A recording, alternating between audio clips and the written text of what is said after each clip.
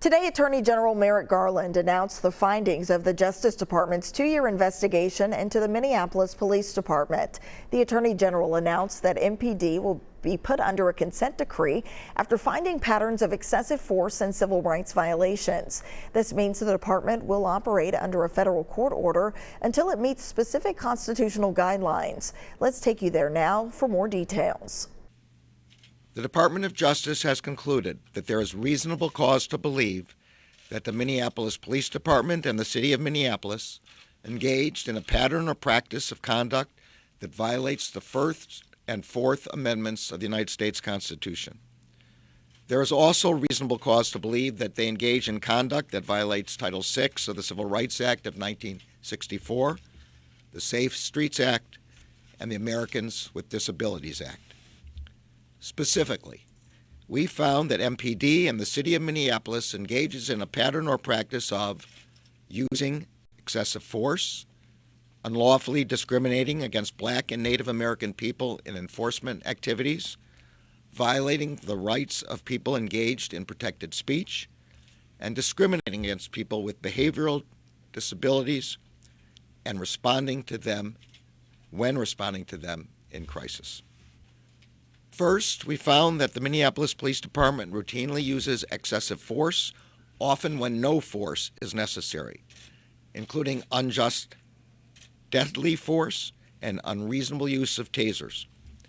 MPD officers discharge firearms at people without assessing whether the person presents any threat, let alone a threat that would justify deadly force. For example, in 2017, an MPD officer shot and killed an unarmed woman who he said had, quote, spooked him when she approached his squad car. The woman had called 911 to report a possible sexual assault in a nearby alley. We also found that MPD officers routinely disregard the safety of people in their custody. Our review found numerous incidents in which MPD officers responded to a person's statement that they could not breathe with the version of, "You can breathe, you're talking right now." We also found that MPD officers failed to intervene to prevent unreasonable use of force by other officers. Indeed, as outlined in our report, years before he killed George Floyd, Derek Chauvin used excessive force on other occasions in which multiple MPD officers stood by and did not stop him. Second, we found that MPD unlawfully discriminates against Black and Native American people in its enforcement activities, including the use of force following stops. Based on our review of the data, MPD officers stop, search, and then use force against people who are Black and Native American at disproportionate rates.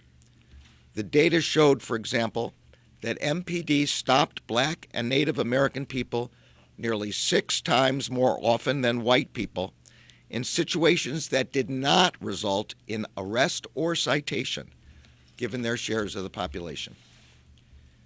We found several incidents in which MPD officers were not held accountable for racist conduct until there was a public outcry.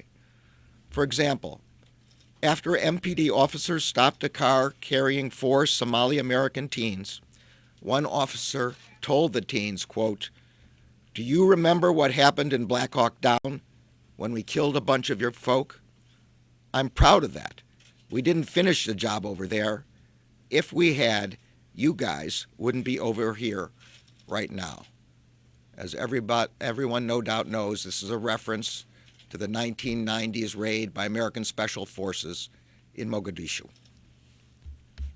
Such conduct is deeply disturbing, and it erodes the community's trust in law enforcement.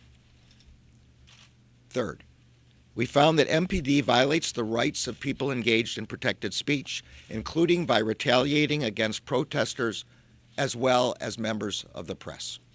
For example, on May 30th, 2020, MPD officers encountered journalists who were sheltering at a gas station. One officer approached a journalist who was filming while holding up his press credential and shouting, "I'm press." The officer forcefully pushed the journalist's head to the pavement And when the journalist held up his press credential again, an MPD sergeant pepper sprayed him in the face and walked away. Fourth, we found that MPD, along with the city, discriminates against people with behavioral health disabilities when responding to calls for assistance. To the credit of MPD and city leaders, some important changes have already been instituted. Those include prohibiting all types of neck restraints and banning no-knock search warrants. But as the report outlines, there is more work to be done. The Justice Department is recommending 28 remedial measures that provide a starting framework to improve public safety, build community trust, and comply with the Constitution and federal law. As I noted at the outset, in an important step toward reform, the City of Minneapolis and MPD have signed an agreement in principle with the Department of Justice. This agreement commits the City and MPD to work with the Justice Department, the community, police officers, and other stakeholders to address the problems that we have identified. And this agreement commits all parties to the negotiation to negotiate a legally binding consent decree with an independent monitor. We are grateful to City and MPD leaders for their shared commitment to addressing these deep-seated challenges.